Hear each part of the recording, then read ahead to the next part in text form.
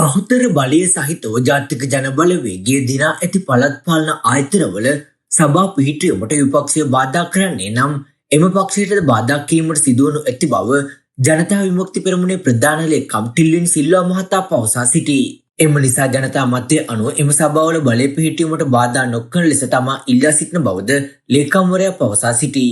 පළාත් පාලන මැතිවරණයෙන් පසු කවුරු කුමක් කිව්වද මෙවර මැතිවරණයෙන් වැඩිම ජයක් ලබා ගත්තේ ජාතික ජනබලවේගයේ බවත් ඒ අනුව පළාත් සභා 267ක් දින ඇති අතර 120ක් කිසිදු ගැටලුවකින් තොරව සභා පිහිටුවේ හැකි බවත් ඔහු පෙන්වා දෙයි. ඒ අනුව 32ක් ආණ්ඩුව හා විපක්ෂ දෙපාර්ශ්වයේම සමානව සභිකයන් තේරීපත්ව ඇති අතර එම සමාන තැන්වලද බාධාවකින් තොරව සභා පිහිටුවේ හැකි බවත් සමගි ජනබලවේගයට සභා 14ක් තිබුණද ඉන් 13ක්ම තනිව සභා පිහිටුවේ නොහැකි බවත් ඔහු පවසා සිටී.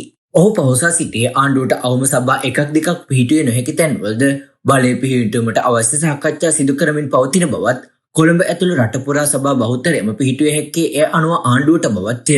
කොළඹ මහනගර සභාවේ බහුතරය ලබා ගැනීමට ආණ්ඩුවට අඩු වී ඇත්තේ සභිකයන් 11 දෙනෙකු වන අතර ස්වාධීන කණ්ඩායම හා අනෙකුත් අය සමග ඒ ගැන සාකච්ඡා කර ඇති බව පැවසූ ප්‍රධාන ලේකම් ටිල්වින් සිල්වා මහතා පෙන්වා දුන්නේ. සමගි ජනබලවේගය හා අනෙකුත් පක්ෂ මේ සඳහා බාධා කළත් කොළඹ බලය පිහිටුවන බවයි.